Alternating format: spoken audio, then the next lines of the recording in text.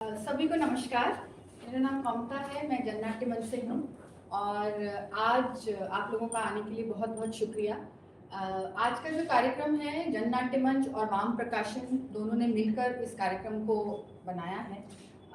ये सिलसिला मुंशी प्रेमचंद और उनके काम को जानने का जो सिलसिला है, हम सब अलग अलग अपने अपने घरों में अपने अपने इंस्टीट्यूशंस में उनके बारे में पढ़ते हैं, उनके काम को पढ़ते हैं, लेकिन पिछले साल से ही जननाट्य मंच और वाम प्रकाशन ने उनकी जो सालगिरह होती है हर साल 31 जुलाई को, इस बार 145वीं सालगिरह है, उसके उपलक्ष्य में हमने सोचा कि थोड़ा सा और उनके काम को विधिवत रूप से थोड़ा जानने के लिए और एक्सपर्ट्स जो होते हैं जिन्होंने उनके काम को देखा है, उनके बारे में लिखा है, उनके ज़रिए उनके काम के बारे में जानने की थोड़ी कोशिश करें। तो आज ये उस सिलसिले की दूसरी कड़ी है इस साल। बहुत खुशी है हमें कि आज हमारे जो मुख्य वक्ता हैं वो हैं प्रोफेसर जबरीमल पारिक जी। आप में से बहुत लोगों ने उनके सिनेमा पे लिखे हुए लेख या मीडिया पे लिखे हुए लेखों को पढ़ा होगा। उनका और विस्तृत इंट्रोडक्शन जो है वो संजय जी देंगे। संजय जी वाम प्रकाशन से जुड़े हुए हैं, वो खुद भी लेखक हैं, कविताएं लिखते हैं, अन्य विषयों पर भी लिखते हैं। तो बहुत बहुत शुक्रिया आप लोगों का यहाँ आने का। तो पहले थोड़ी बातचीत रखी जाएगी और उसके बाद अगर आप लोगों के कोई सवाल हैं तो पारिक जी के साथ मैं सिर्फ ये कहना चाहती हूँ कि हम जननाट्य मंच जबरीमल पारिक जी के काम को ऐसे भी जानते हैं, पढ़ते रहे हैं, लेकिन जननाट्य मंच के मैगजीन हुआ करती थी नुक्कड़ तरंग संवाद, उसमें कई बार उन्होंने अलग अलग तरह से लेख लिखे हैं, कंट्रीब्यूट किया है। तो जननाट्य मंच के साथ उनका एक रिश्ता जो है वो बहुत सालों से है। हम उनके काम को तो जानते ही हैं, वो भी हमारे काम को बहुत अच्छे से जानते हैं, पहचानते हैं। और आज हिंदुस्तानी सिनेमा और मुंशी प्रेमचंद के जो आपसी जो उनका रिश्ता है, जो कॉन्ट्रीब्यूशंस हैं, किस तरह से वो हिंदुस्तानी सिनेमा में उनके काम को इस्तेमाल किया गया है, उसके ऊपर विस्तृत रूप से हम उनकी बातचीत सुनेंगे। तो संजय जी को मैं हैंड ओवर करती हूँ। शुक्रिया कुंता। जैसा कि कुंता ने बताया कि पिछले साल से हम लोग प्रेमचंद की रचनाओं पर, उनके व्यक्तित्व पर बात करते रहे हैं।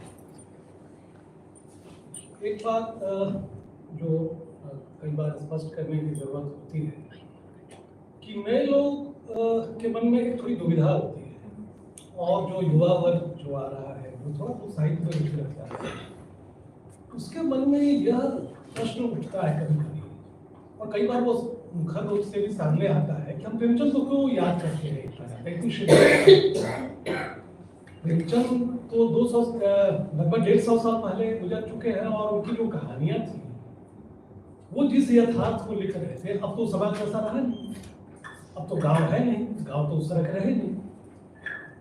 तो हम क्यों प्रेमचंद को क्यों याद करते हैं, मतलब क्यों हमारे लिए प्रेमचंद इतने महत्वपूर्ण है? क्योंकि वह जिसकी बात कर रहे थे, जिस गांव की, जिस समाज की, वह समाज तो है नहीं, सब कुछ तो बदल चुका है, फिर हम क्यों मतलब उनको याद करते हैं? तो यह बात बार बार दोहराने की जरूरत महसूस होती है कि प्रेमचंद जिस गांव के बारे में, जिस समाज के बारे में लिख रहे थे, उसका ऊपरी ढांचा जरूर बदलता हुआ दिख रहा हो, लेकिन जो उसकी जो बुनियादी संरचना है, उसका जो बुनियादी चरित्र है, वो बदला नहीं है, बल्कि दुर्भाग्य से कई बार हम फिर बार लौट रहा है पीछे। अभी आप देखिए, अक्सर ऐसी घटनाएं सुनने को मिलती हैं। अभी कुछ दिन पहले, 2-3 साल पहले की बात है कि राजस्थान के एक बच्चे को, एक दलित बच्चे को एक शिक्षक ने सिर्फ इसलिए इस तरह मारा कि उसने उसके घड़े से पानी पी लिया था, उस बच्चे की मौत हो गई। अब प्रेमचंद की ठाकुर का कुआं को आप याद कीजिए, वहां भी वही पानी पीने की बात है। किस तरह से वो महिला छुप करके पानी ठाकुर का पीने जाती है, छुप करके दिखती है कि वो जग गया तो भाग जाती है। वह जो आतंक है, वह जो वर्णवाद का जो विभत्स चेहरा है, वो तो छुपा हुआ आज भी उसी तरह से, उसी रूप में देख रहा है। बार बार ऐसी खबरें आ रही हैं। और दूसरा जो सवाल था सांप्रदायिकता का, जो प्रेमचंद ने उठाया अपनी कहानियों में, अपने लेखों में, वह आप देखिए कि फिर से किस तरह से लौट रहा है, किस तरह से सांप्रदायिक राजनीति आज हावी है, और किस तरह से हिंदू मुसलमान के बीच जो वैमनस्य पैदा किया जा रहा है, जो उस दौर पे प्रेमचंद महसूस कर रहे थे, आज फिर हमें लग रहा है कि वह चीजें आज उसी तरह से दिख रही हैं। तो ऐसे में प्रेमचंद ही एकमात्र वह आइकन है, वह आदर्श वह एक व्यक्तित्व है जिनको लेकर के हम सांप्रदायिकता से लड़ने के लिए खड़े हो सकते हैं।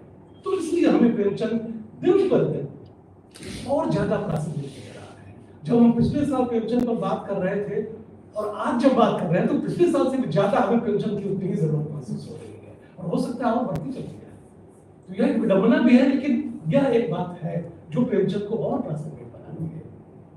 तो आज हम जो जैसा विषय के बारे में बताया गया कि हिंदुस्तानी सिनेमा और प्रेमचंद, यह संयोग से, चूंकि प्रेमचंद का प्रभाव इतना ज्यादा है, इतना विराट उनका कहिए कि साहित्यिक संसार रहा है कि फिल्म उससे कैसे बच सकता था, कैसे सिनेमा बच सकता था। तो निश्चय ही हमारा जो सिनेमा है उस पर प्रेमचंद की बहुत बड़ी छाप है। प्रेमचंद को किस तरह सिनेमा ने अपनाया, किस तरह प्रेमचंद खुद सिनेमा के पास गए और लौटे, यह सब कुछ वाकई एक रोचक वृत्तांत हो सकता है जिस पर आज पारक जी बात करेंगे। हिंदी में जो फिल्म का लेखन है, आप गौर करेंगे कि उसकी एक सीमा है। हमारी जो पूरी फिल्म समीक्षा है, बल्कि नाट्य समीक्षा नहीं, वह कथ्य केंद्रित है। फिल्म समीक्षा का अर्थ हम सिर्फ उसके वस्तु को समझते हैं, यानी वस्तुगत यथार्थ, यानी जो उसके थीम है उससे ज्यादा निकल नहीं पाते हैं।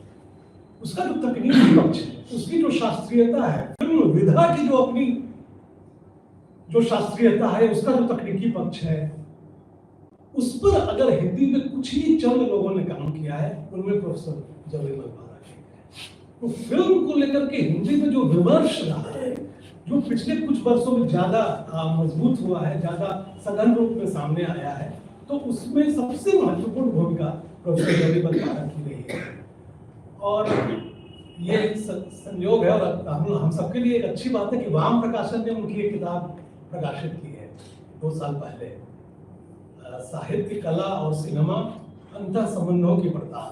तो साहित्य, कला और सिनेमा के बीच जो परस्पर आवाजाही है, जो एक दूसरे को प्रभावित करने की जो प्रक्रिया है, उस पर वो किताब केंद्रित है और उस पर ही इनका मुख्य रूप से फोकस है। प्रोफेसर पारख का जन्म जोधपुर में हुआ और जोधपुर विश्वविद्यालय से उन्होंने एमए तक की पढ़ाई की। उसके बाद ये जवाहरलाल नेहरू विश्वविद्यालय से इन्होंने पीएचडी की। कुछ दिन ये अमरोहा में इन्होंने अध्यापन किया और उसके बाद ये इग्नू में प्रोफेसर के रूप में लंबे समय तक कार्य किया और वहीं से वो सेवानिवृत्त हुए। और जो तकनीकी जो इनका लेखन है वो इनके अनुभव की देन है, क्योंकि टीवी के लिए बहुत सारा शैक्षिक फिल्म और बहुत सारी जो डॉक्यूमेंट्री फिल्म्स होती है उसकी स्क्रिप्ट प्रोफेसर पारख ने लिखी है। और भारतीय भाषा परिषद द्वारा 7 खंडों में हिंदी साहित्य ज्ञान कोश जो प्रकाशित किया, उसके संपादक मंडल में भी प्रोफेसर पारख शामिल रहे हैं। तो हम एक बार फिर जवेमल पारख जी का स्वागत करते हैं और उससे अनुरोध करते हैं कि आज 2 शब्दों पर मुझे शुरू में ही कहना है। एक तो प्रेमचंद के साथ हम मुंशी न लगना जी। अच्छा, प्रेमचंद के साथ वो ठीक है कि एक कायस्थ परिवार में हुए, लेकिन हमारे लिए ये महत्वपूर्ण है, ठीक है। और मुंशी लग कई जो है जानबूझ के भी मुंशी लगा ये बताने के लिए कि ये सवर्ण है, इसलिए मुझे लगता है कि प्रेमचंद के साथ अगर मुंशी अभी एक आमंत्रण पत्र मैंने देखा, इसमें पता है क्या लिखा हुआ था? धर्मपत राय श्रीवास्तव इन्वर्टेड कॉमा में मुंशी प्रेमचंद। कितना लंबा पूरे कार्ड से। तो इसलिए कम से कम हमारी ये जिम्मेवारी हो जाती है। सबसे पहले हम प्रेमचंद कैसे सिनेमा में पहुंचे, और उस समय हिंदुस्तानी सिनेमा या जिसे हिंदी सिनेमा भी कह सकते हैं, क्योंकि वास्तव में तो हिंदी सिनेमा जैसी कोई चीज नहीं, ना हिंदी सिनेमा जैसी है न उर्दू सिनेमा जैसी है। हिंदुस्तानी सिनेमा, उसकी भाषा जो है वो हिंदुस्तानी, ना हिंदी है ना उर्दू है, इसलिए अगर उसे हिंदुस्तानी कहें तो बिल्कुल सही है।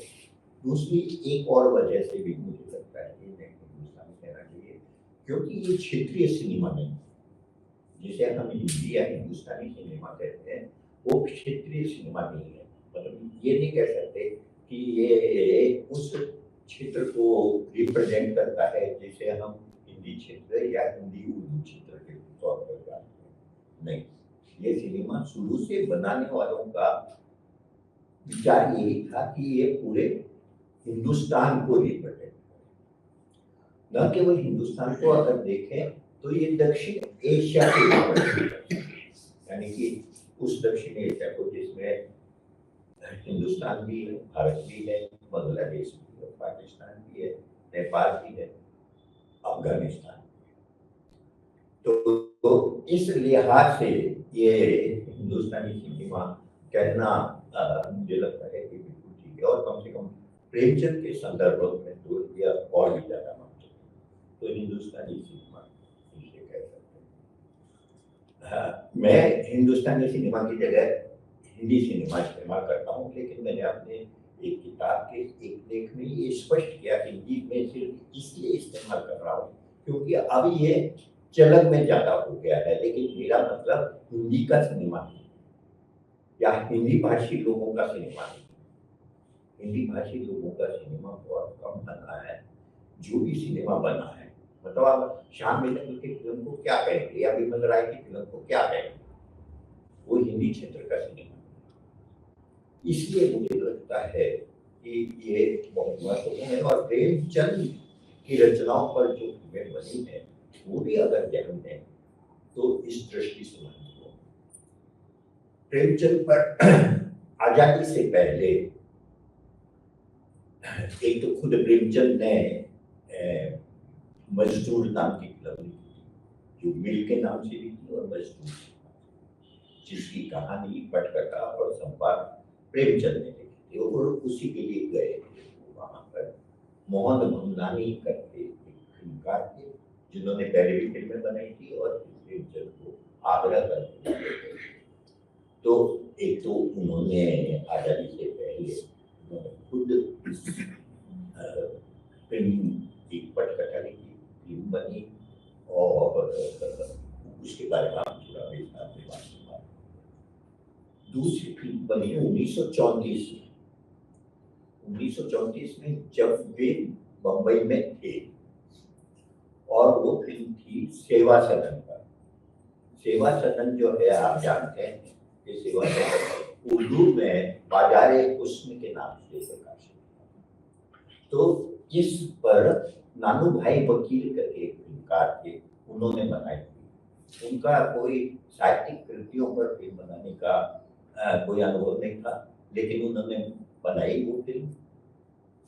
प्रेमचंद ने फिल्म को देखा, उन्हें जो है फिल्म ठीक लगी। अंग्रेजी में जो उन्होंने तार किया था, उस तार में उन्होंने फेयर शब्द का इस्तेमाल किया। फेयर बट नॉट सेटिस्फैक्टरी, यानी ठीक ठाक थी लेकिन बहुत संतुष्ट नहीं। बाद के दिनों में वो फिल्म उन्हें और ज्यादा खराब लगने लगी, और उन्होंने ये अपना दावा भी छोड़ दिया कि ये मेरी कहानी पर, मेरे उपन्यास पर। तो ये दूसरी जो उनके जीवित रहते बनी, यानी 1936 में बनी। तीसरी फिल्म जो बनी, वास्तव में फिल्म तीसरी थी, लेकिन वो भी सेवा सदन पर, और वो फिल्म बनी सेवा सदन के नाम से ही तमिल में 1938 में। 1938 में एक फिल्मकार थे के सुब्रमण्यम, जो भारतीय सिनेमा के इतिहास से परिचित है। वो के सुब्रमण्यम के नाम से जरूर परिचित है। वो बड़े फिल्मकार थे, और उन्होंने प्रेमचंद के इस उपन्यास पर फिल्म बनाई थी 1938 में। इन तीनों फिल्मों को मैंने नहीं देखा है क्योंकि वो उपलब्ध नहीं, लेकिन ये के सुब्रमण्यम की जो फिल्म है, ये शेष दोनों फिल्मों से अमृत राय के अनुसार बेहतर फिल्म, अच्छी फिल्म। लेकिन तमिल में कैसे बन गई?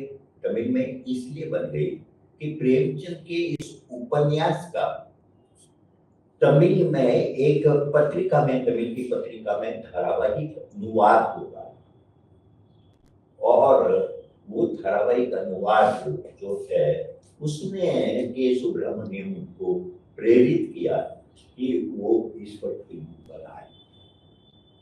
इससे दो बातें सिद्ध होती। नंबर एक तो प्रेमचंद 1930 और उसके बाद के पीरियड में केवल हिंदी उर्दू के लेखक नहीं रहते, वो उनकी ख्याति जो है लेखक के तौर पर वो पूरे हिंदुस्तान में फैल चुकी थी।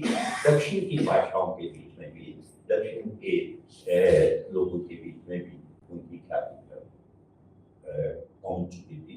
आपको ध्यान हो तो हंस पत्रिका जो है, जो वो निकालते थे, जिसका वो संपादन करते थे, उसको बाद में एक भारतीय भाषाओं के साहित्य की पत्रिका के रूप में निकाला जाने लगा।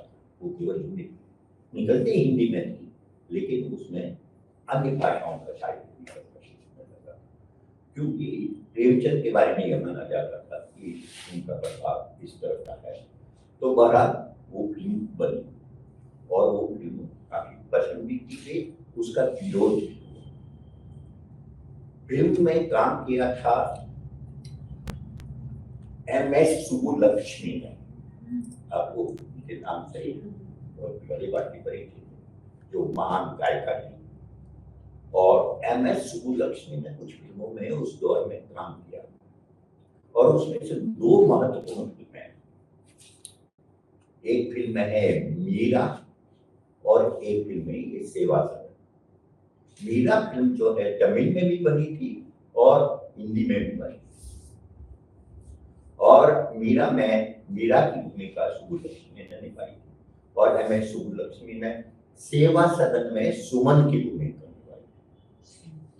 ये सेवा सदन के संदर्भ में भी और मीरा के संदर्भ में भी बहुत महत्वपूर्ण बात है, क्योंकि इसके बाद सुब्बुलक्ष्मी ने सिनेमा फिल्मों में काम करना बंद कर दिया। लेकिन ये बहुत महत्वपूर्ण है।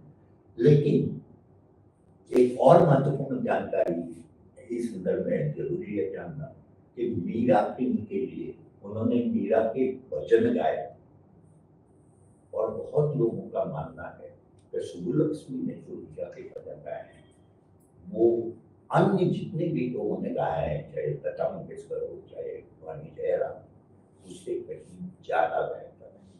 खैर ये विवाद का विषय हो सकता है, लेकिन ये बहुत महत्वपूर्ण है। MS सुब्बुलक्ष्मी के गाए हुए मीरा के भजन आज भी होते हैं।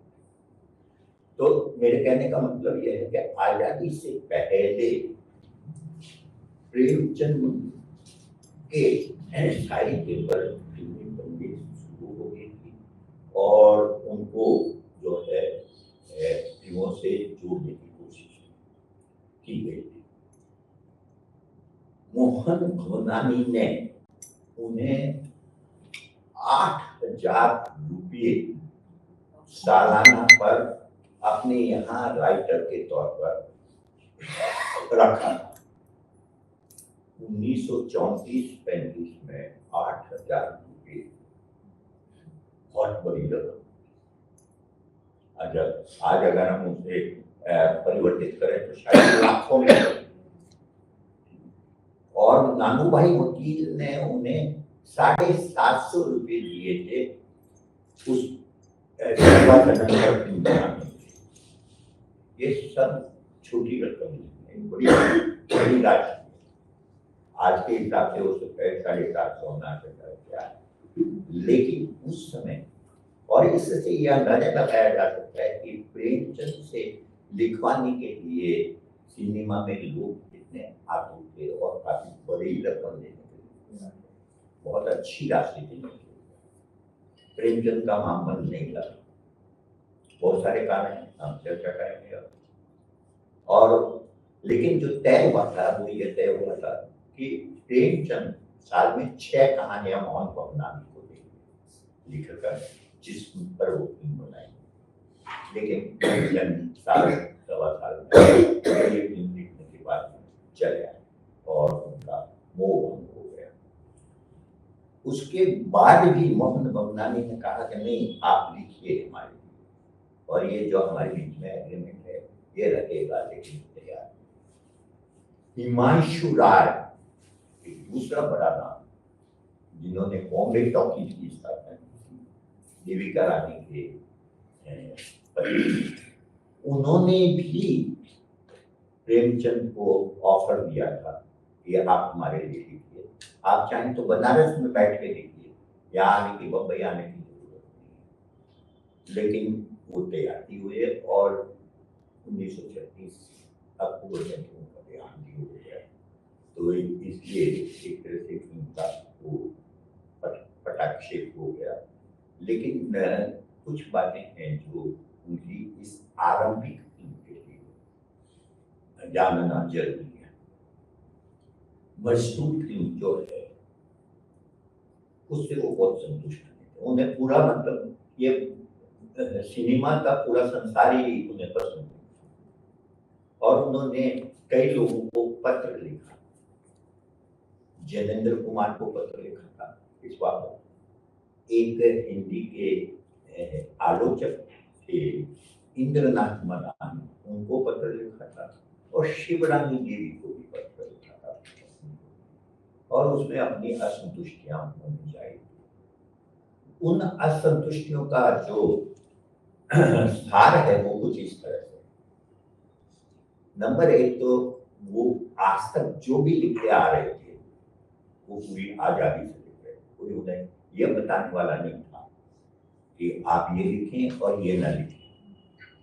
सिनेमा की दुनिया में पहली बार डायरेक्टर या प्रोड्यूसर ये उनको गाइड करते थे, उनको बताते थे ऐसे नहीं ऐसे लिखिए, हमें जो है इस कहानी में 7-8 गाने तो डालने ही पड़ेंगे।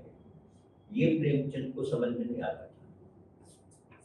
प्रेमचंद को लगता था कि मतलब कि यथार्थवादी कहानी हम लिख रहे हैं, सामाजिक यथार्थ को पेश कर रहे हैं, उसमें बीच में गाने की क्या जरूरत है।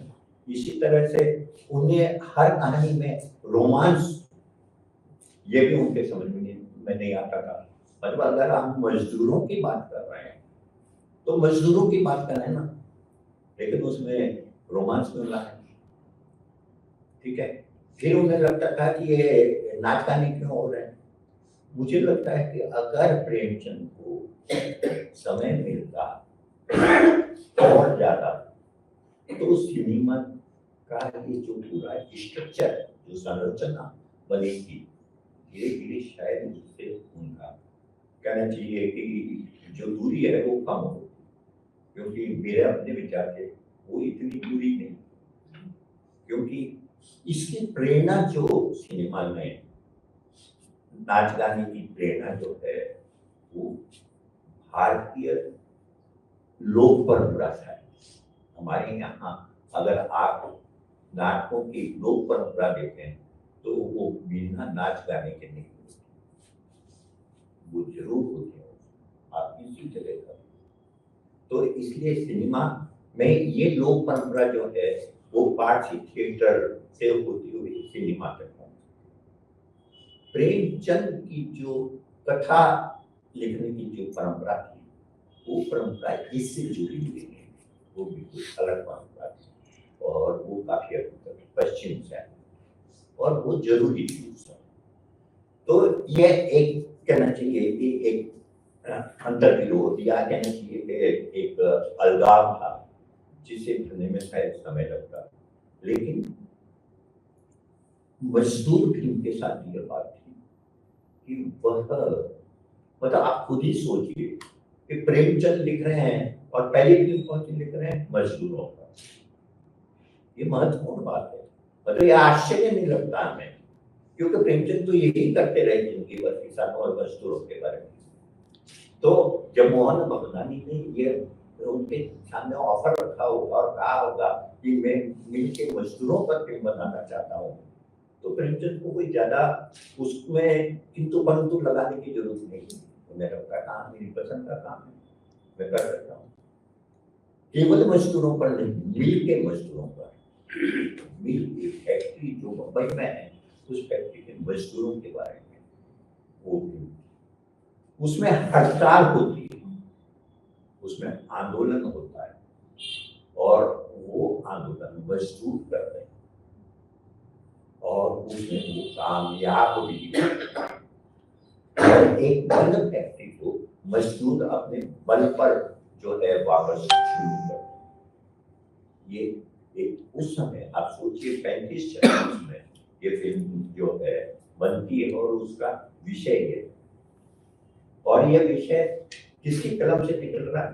प्रेमचंद की कलम से। प्रेमचंद बिल्कुल भी संतुष्ट नहीं थे। क्यों? कई सारे कारण हैं, जो कुछ तो उन्होंने लिखे भी, कुछ मेरी समझ में आया।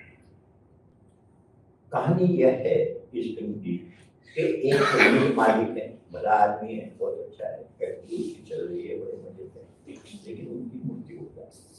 मृत्यु के बाद उस मिल का मालिक एक भाई बहन, मतलब मिल के जो मालिक थे उनके बेटा और बेटी। बेटा जो है वो मतलब कहना चाहिए खलनायक है, वो बुरा आदमी, वो मजदूरों का शोषण करता है, उनका उत्पीड़न करता है। और बेटी जो है, जो नायिका है, उसे ये पसंद नहीं, उसे लगता है कि ये ठीक नहीं हो रहा। ठीक नहीं हो रहा है तो क्या करें? तो मिल में एक मजदूर है, यानी मजदूर ने कब होगा, किशोर, उसकी मदद लेती है और मिल में हड़ताल करवा देती है। और हड़ताल करवा देती है तो जो विनोद यानी भाई है, वो मजदूरों पर हमला करवाता है। पुलिस आती है, उसे पकड़ के ले जाती है, मिल बंद हो जाती है। बहन जो है मजदूरों के साथ मिलकर मिल को वापस शुरू करती है। और ये जो मजदूर नायक है, उससे उन दोनों के बीच में प्रेम होता है और अंत में उनका विवाह। प्रेमचंद को निश्चित रूप से कुछ एतराज होंगे कि भाई अगर मिल के मालिक भाई बहन दोनों है, यानी कि वो भी मालिक है, तो फिर किसी अन्य व्यक्ति से सहायता लेने की क्या जरूरत है? वो तो आगे की तो मालिक को खुद ही। दूसरी बात तो नहीं, ये भी अटपटी लगी होगी कि जो मालिक है मिल की, वो मजदूर से कैसे प्रेम कर सकते? फिल्मों में ये सब सामान्य चीज है, उस पर कोई प्रॉब्लम नहीं। लेकिन प्रेमचंद का यथार्थवादी मन इस बात को मानने के लिए शायद तैयार है। और फिर 9 गाने मजदूर हड़ताल कर रहे हैं और बीच में इतने सारे गाने, तो ये सब चीजें उनके मन में रहती होगी। लेकिन मजेदार बात ये थी कि गाने हो, संघर्ष में कितना ही पानी मिलाया गया हो, सब कुछ हो, लेकिन जिन लोगों के खिलाफ ये फिल्म थी, जिन पूंजीपतियों के खिलाफ फिल्म थी, उन्होंने इस फिल्म के जो संदेश है उसको पहचान लिया। उन्होंने पहचान लिया था ये फिल्म जो है हमारे मजदूरों को भड़का सकती, उनको हड़ताल करने के लिए प्रेरित कर सकती, इसलिए इस फिल्म पर प्रतिबंध लगना। और उन्होंने उस जमाने में क्या, अब भी है हालांकि ये बात कि सेंसर बोर्ड अलग अलग राज्यों के अलग अलग हुआ करते, तो उन्होंने जो है 2 राज्यों में उस पर प्रतिबंध लगवा दिया। फिर केंद्रीय जो सेंसर बोर्ड है उसने भी उस पर प्रतिबंध लगा दिया। आप इसे अंदाजा लगा सकते हैं कि चाहे जितने भी उसमें कॉम्प्रोमाइज प्रेमचंद की नजर में हो, लेकिन जो फिल्म कहना चाहती है मजदूरों के पक्ष में, वो फिल्म कहने में कामयाब है। और ये कामयाबी का पता इस बात से लगता है कि उस फिल्म को लोगों तक, दर्शकों तक, जनता तक पहुंचने से रोका है। ये पहली फिल्म थी जो प्रेमचंद ने लिखी, और ये पहली फिल्म थी जो इस तरह के मतलब कहना चाहिए जिस पर। लेकिन ये महत्वपूर्ण बात है कि प्रेमचंद ने कुछ कॉम्प्रोमाइज किया होगा। शिवरानी देवी को जब तक नहीं था, उन्होंने कहा कि जिस दुनिया में जिस फिल्मी दुनिया में मैं हूँ, वहाँ बाघ मतलब समझौते करने पड़ते हैं, लेकिन मैं जितनी दूर तक जा सकता हूँ उतना समझौता। जाहिर है कि प्रेमचंद बहुत ज्यादा दूर तक जाते हैं, और इसलिए समझौते भी बहुत कम हुए होंगे। और जो फिल्मकार थे वो फिल्मकार निश्चित रूप से ये जानते हुए प्रेमचंद से उन्होंने पटकथा लिखाई कि प्रेमचंद किस हद तक जा सकते, उन्हें मालूम था कि प्रेमचंद जो है किस हद तक जा सकते, इसलिए हमें उन फिल्मकारों को भी इस बात का क्रेडिट देना चाहिए कि उन्होंने प्रेमचंद को फिल्म से जोड़ा और एक ऐसी फिल्म लिखने के लिए उन्हें प्रेरित किया जिसका नाम था मजदूर, और जो मजदूरों के संघर्ष पर।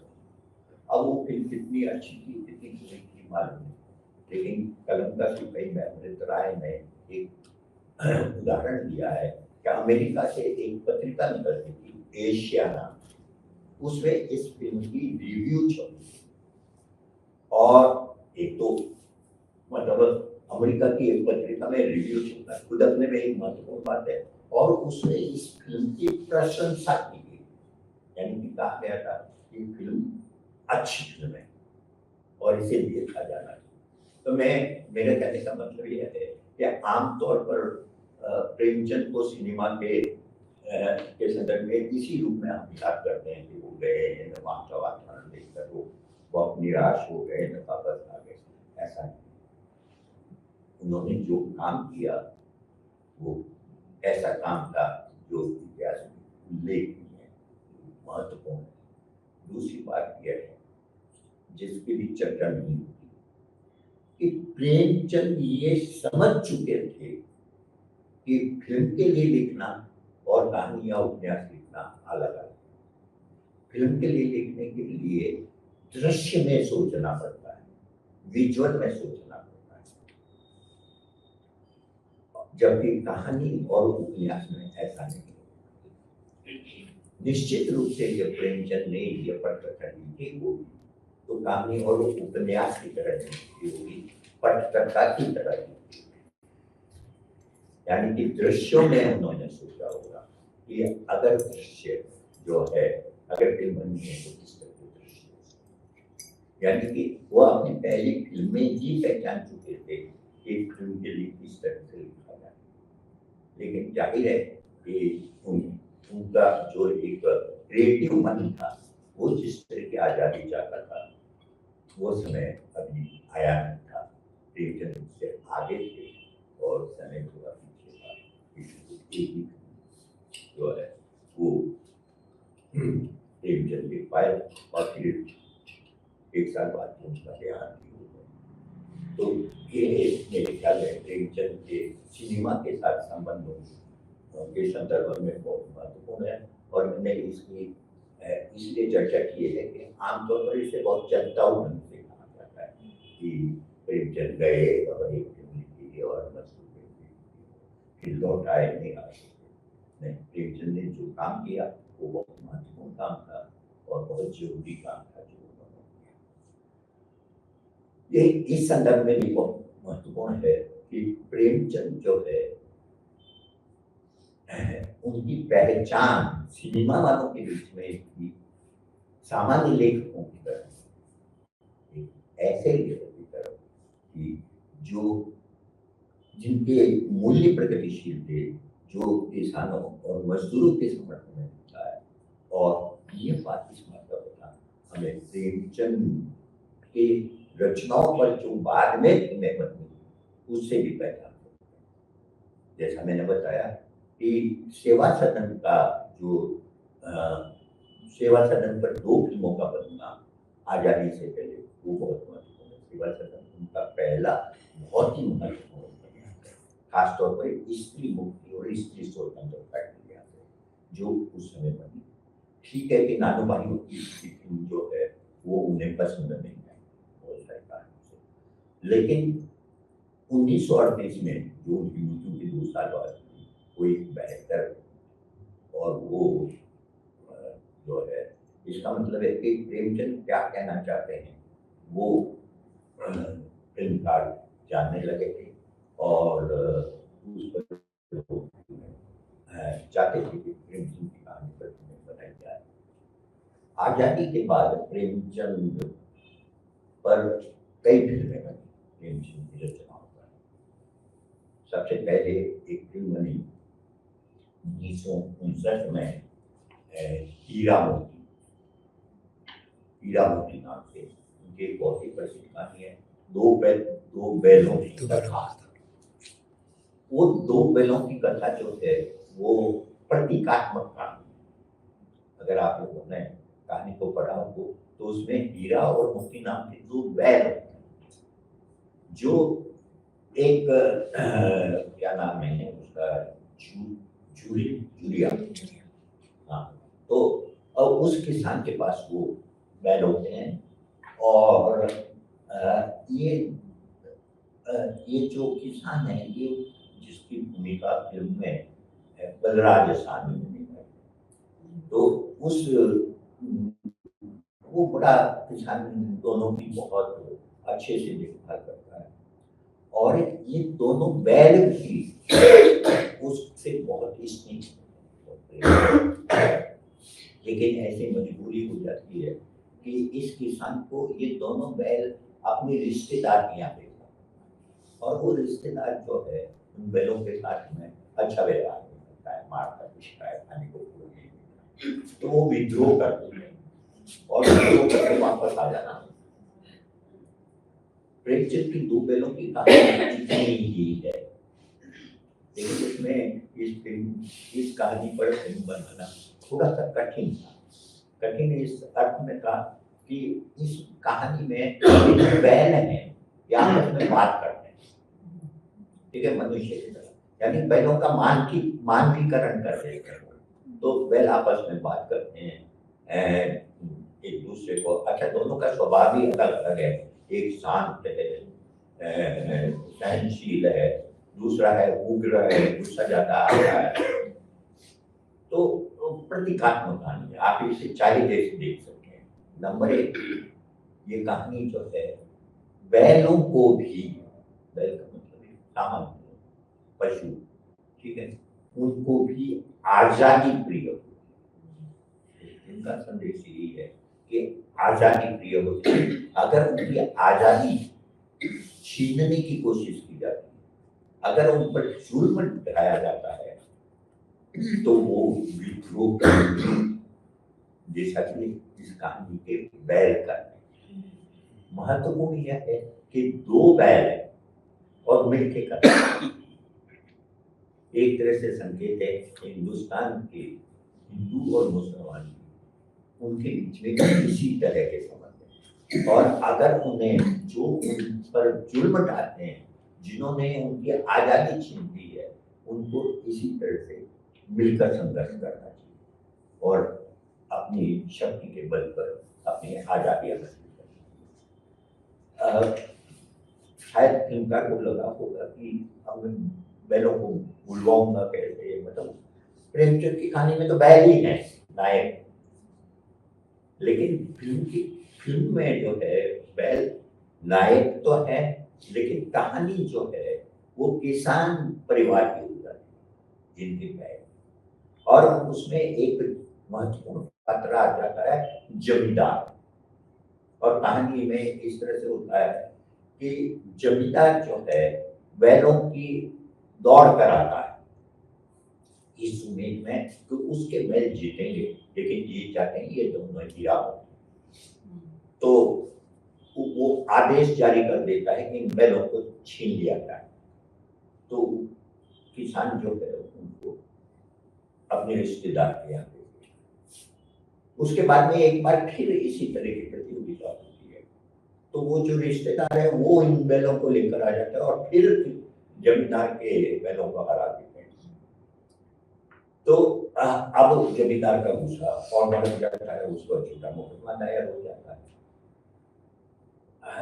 कोई भी उसके पक्ष में बोलने के लिए तैयार नहीं है, क्योंकि हर किसान जो है, अगर प्रेमचंद की भाषा में कहें, जैसा कि गोदाम में कहा था कि अगर गर्दन आपकी दबी हुई हो तो गर्दन हिलाने में ही जो है कोई उसके पक्ष में बोलता नहीं है, जबकि इसने लगान भी सब चुका दिया था और किसी का कर्ज भी नहीं है, लेकिन फिर भी इस किसान को काफी परेशानी पंचायत के पास जाता है, पंचायत भी उनके पक्ष में नहीं बोलती, अदालत में जाता, वहाँ भी कामयाबी नहीं मिलती, ठीक है। और तब ये जो किसान है इसकी पूरी किसानों पर बड़ा गुस्सा है कि तुम लोग जो है बिल्कुल भी इस बात पे नहीं, कल जो हमारे साथ आज हो रहा है तुम्हारे साथ, आप प्रेमचंद की कहानियाँ पढ़ेंगे तो अभी जो हो रहा है हमारे चारों उसके बहुत सारे रिफ्लेक्शन आपको दिखाई देंगे।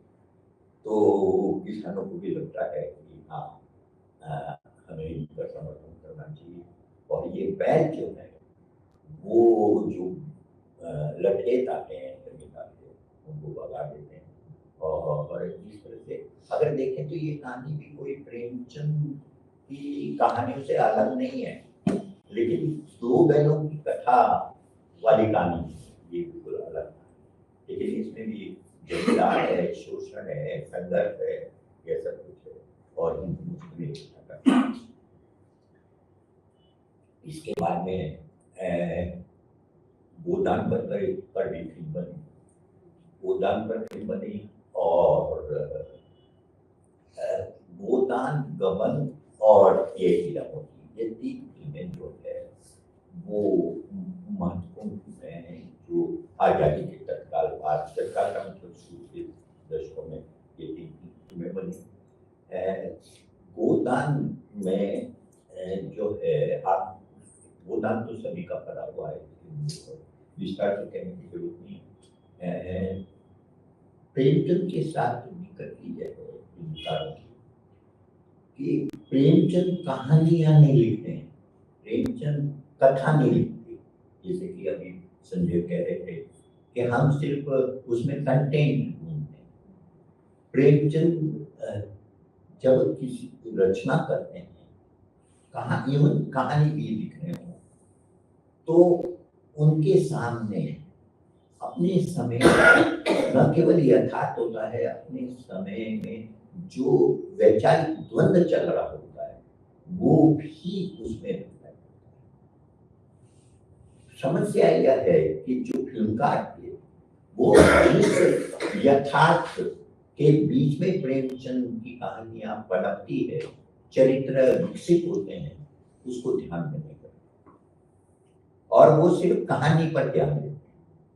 मेरा मानना है कि अगर आप प्रेमचंद को भी गुलशन नंदा की तरह पढ़ेंगे तो फिर आप प्रेमचंद को नहीं पढ़ रहे। अगर प्रेमचंद को पढ़ रहे हैं तो आप तभी प्रेमचंद को समझ सकते हैं जब प्रेमचंद स्थितियों के बीच में रचना का विकास करते हैं, पात्रों को गढ़ते हैं, ये तभी हम समझ सकते हैं।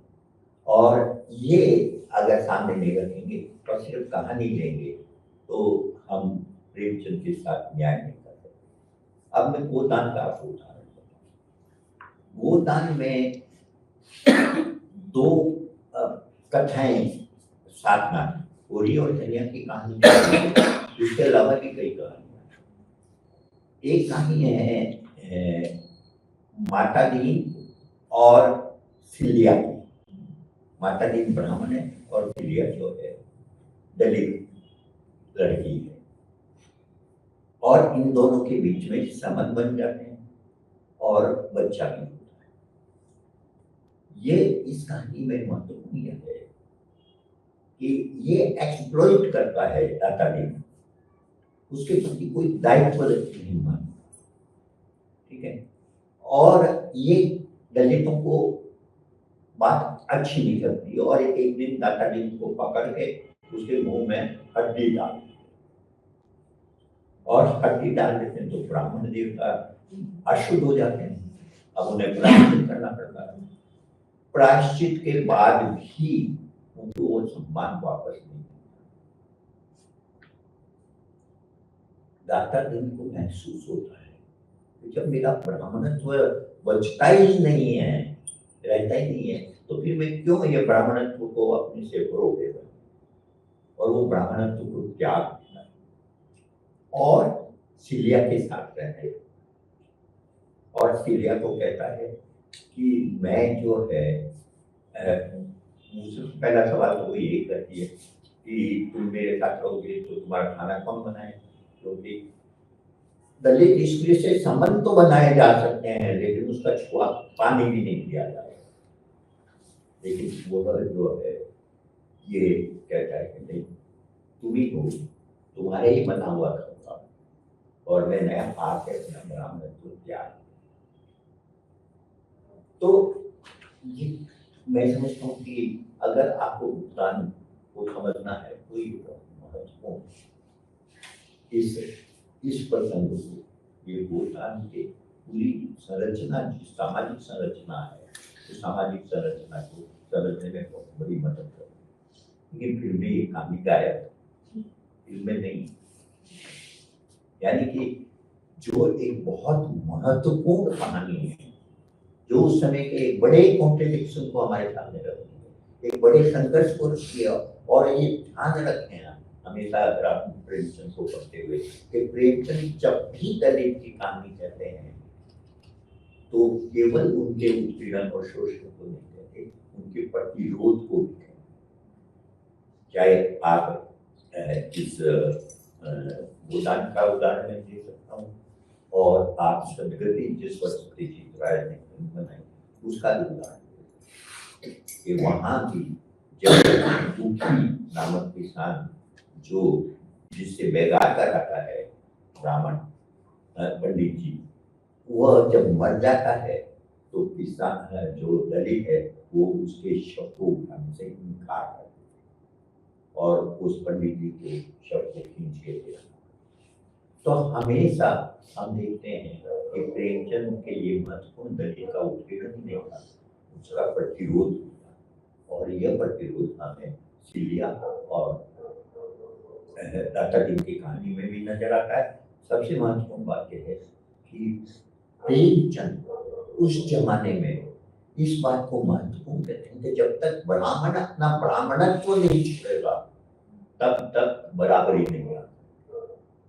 ये तो ये, लेकिन इस फिल्म में ये नहीं है। दूसरी कहानी होरी का बेटा गोबर, उसका प्रेम हो जाता है जूनिया से। जूनिया एक विधवा लड़की और वो प्रेग्नेंट हो जाती, गर्भवती हो जाती। अब उसकी हिम्मत नहीं होती अपने माता पिता के पास जाकर ये बात कहने की, तो वो क्या करता है कि जूनिया को अपने माता पिता के घर के दरवाजे पर छोड़ जाता है। और उसके बाद जो है खुद शहर भाग जाता है। ये सब मुझे दोहराने की जरूरत नहीं है, लेकिन महत्वपूर्ण क्या है इस कहानी में कि जूनिया विधवा है और उसका विधवा होना और उसका उसका मतलब गोबर के साथ संबंध बनना होरी और दुनिया की नजर में इतना बड़ा दोष नहीं है जितना यह महत्वपूर्ण है कि दुनिया के पेट में गोबर का बच्चा है और इसलिए उसका पालन पोषण करना, उसकी रक्षा करना जो है उनका दायित्व। यहाँ पर भी फिल्मकार क्या करता है कि दुनिया का विधवा होने का तथ्य जो है हटा दिया है, या सिर्फ दुनिया और गोबर प्रेम कर। ये जो छोटी छोटी चीजें चेंज की जाती है, बदलाव किए जाते हैं, ये बदलाव बहुत महत्वपूर्ण हो जाते हैं। महत्वपूर्ण तब हो जाते हैं जब आप सिर्फ फिल्म देखते हैं ना और मूल रचना नहीं करते, तब आपको क्या मालूम पड़ेगा कि प्रेमचंद के लिए दुनिया का वैधव्य जो है क्यों महत्वपूर्ण है और सिलिया और टाटा का जो संबंध है वो क्यों महत्वपूर्ण।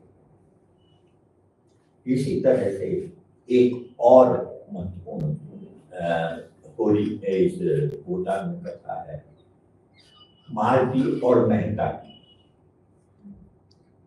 अगर हम ध्यान दें, रामविलास शर्मा ने लिखा था कि अगर मेहता और होरी को मिला दिया जाए तो जो व्यक्ति बनेगा वो प्रेमचंद होगा। मुझे ये बात गले नहीं होती। होरी संघर्षशील किसान थी, हाँ, उससे कहीं ज्यादा धनिया दुनिया लगातार प्रस्तुत करती है। दुनिया यही सामने हमारे सामने रखती है कि अगर किसी तरह का दबाव आता है तो उसका कैसे प्रतिरोध करना है। सूरदास ब्रह्मभूमि का सूरदास वास्तव में रिप्रेजेंट करता है एक संघर्षशील किसान का या एक संघर्षशील पूरी नहीं करता। दूसरा मेहता, मेहता प्रेमचंद का आदर्श पात्र।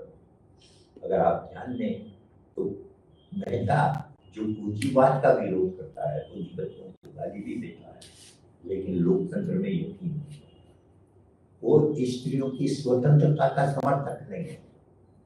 और जब मालती मेहता के मुख से इस तरह के विचार सुनती है तो प्रेमचंद उस पर टिप्पणी करते हैं कि उसे लगा कि जैसे देवता अपने पद से गिर गए।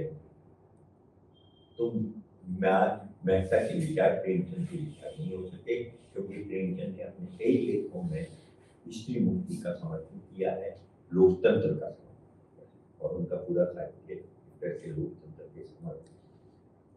लेकिन ये कहानी भी बस चट आउट ढंग से इसमें पेश कर गई है एक दो सीन। हाँ, होरी और कन्या की कहानी, लेकिन होरी और कन्या की कहानी बताई गई है, लेकिन इस उपन्यास के अंदर जो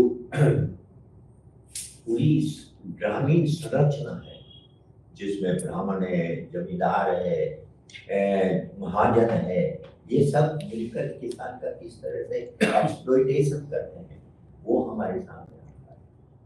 वो आप तब तक नहीं समझ सकते जब तक कि आप उसकी बारीकी नहीं जाए, और किस तरह से शोषण कर रहा है, किस कारण से शोषण कर रहा है, वो सब नहीं है। गोदान पर दो फिल्में, एक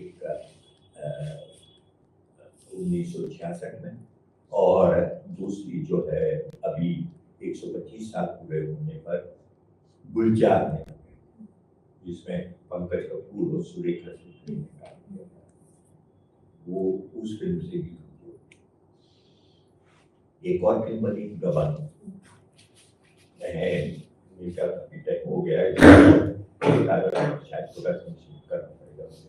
गबन फिल्म जो है लोग देखने पर उनका बीच में देहांत हो गया तो ऋषिकेश ने किया था, और वो फिल्म की कहानी के अनुसार चलता है। लेकिन आप जानते हैं कि प्रेमचंद जो है उनके याद मैंने जैसे कहा कि एक तो सामाजिक और राजनीतिक संरचना जो है वो सामने रखना बहुत जरूरी। वो अगर नहीं रखते और सिर्फ काम ही कहते हैं तो कोई श्रेष्ठ रचना नहीं। और दूसरी चीज यह है कि जो प्रासंगिक कथाएं होती है उनमें बहुत सारी, वो प्रासंगिक कथाएं अगर आप छोड़ देंगे तो जो एक मुकम्मल रचना उन्होंने बनाई है वो फिल्में में ये बहुत जरूरी है कि उनकी प्रासंगिक कथाओं को अगर चुनना और हटाना है तो इस बात को ध्यान में रखकर करना होगा कि प्रेमचंद का संदेश पूरा आया है। ये तीनों फिल्में साधारण फिल्में थी, क्योंकि ये अल्टीमेटली लोकप्रिय सिनेमा के खांसी में है। इसका जो अच्छा पक्ष है वो यह है कि इन सबों में बड़े कलाकारों ने काम किया।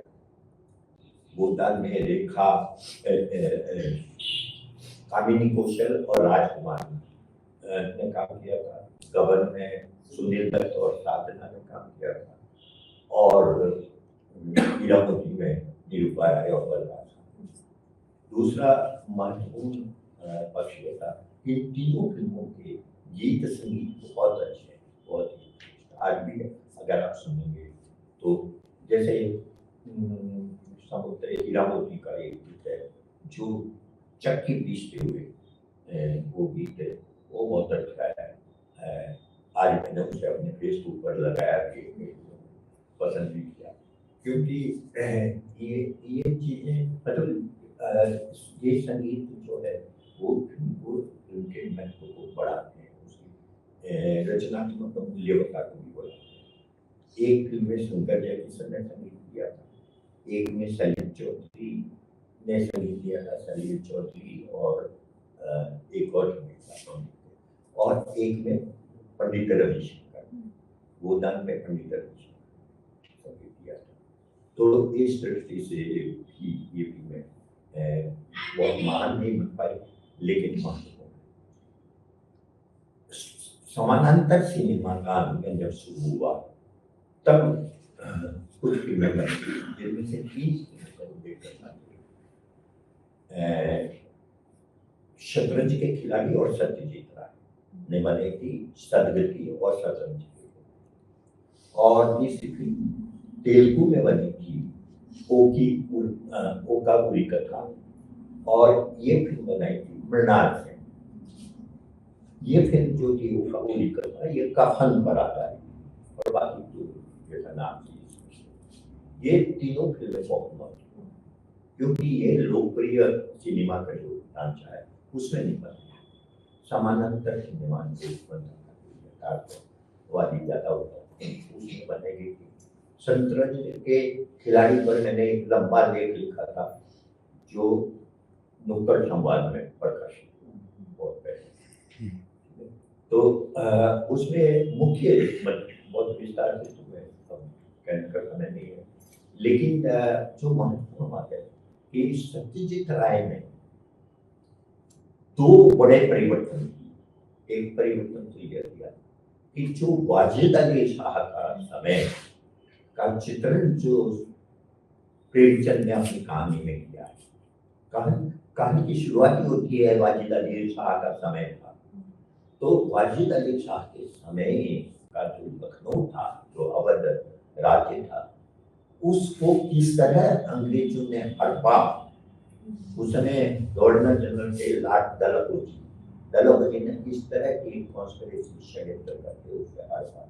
उसको उन्होंने पैरेलल मीर और मिर्जा के शतरंज के पैरेलल रखा है। और सत्यजीत राय ये बताना चाहते हैं कि